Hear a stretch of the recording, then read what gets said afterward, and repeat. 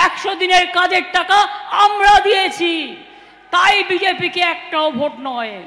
মনে রাখবেন, 100 দিনের কাজ যাতে সেন্ট্রালের কাছে আমরা ক্ষমা চাইব না, মাথা নত করব না, কোনো দুর্নীতি নেই, মিথ্যে কথা, এটা বিজেপির প্ল্যান।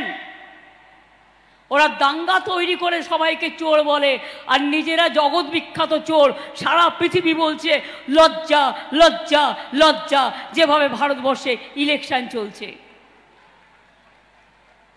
আমরা কর্মসূচি চালু করছি, 50 দিনের কাজের গ্যারেন্টি দিয়ে গেলাম।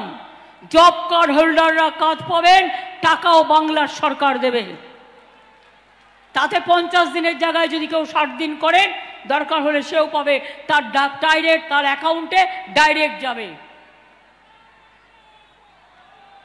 আমরা 43 লক্ষ বাড়ি এই 12 বছরে করে দিয়েছি, কিন্তু 11 লক্ষ লোকের বাড়ির এখনো লিস্ট কেন্দ্রীয় সরকারের কাছে পড়ে আছে, তারা করে দেয়নি। 350টা কেন্দ্রীয় টিম এসছে এবং বলেছে যে আমরা এনকোয়ারি করব। আমরা বলেছি করো।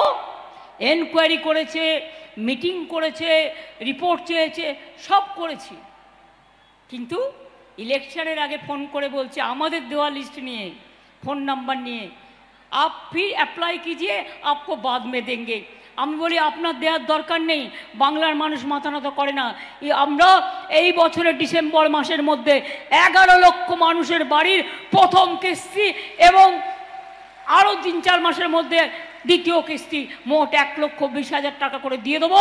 ঘর নিজেরা তৈরি করে নেবেন, বাংলার বাড়ি। কারো দয়া পেতে হবে না, কারো দয়া চাইতে হবে না।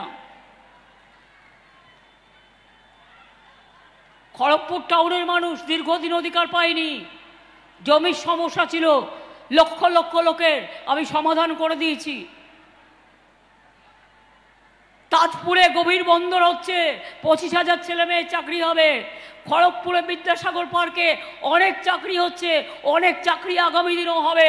অনেক ক্লাস্টার তৈরি হয়েছে গ্রামে গ্রামে, আগামী দিন আরও হবে। আপনারা মানুষকে খুব ভাগ দেখেছেন। কৈন্দনীল, তোমার গল্পটাই বললাম। আপনারা অনেকে মানুষ খেকো বাঘের কথা শুনেছেন, শুনেছেন? মানুষ খেকো বাঘ গ্রামগঞ্জে মানুষ বলেন, চলতি ভাষা। চাকরি খেকো মানুষ দেখেছেন? চাকরি খেকো বিজেপি পার্টি দেখেছেন? চাকরি খেকো সিপিএম পার্টি দেখেছেন?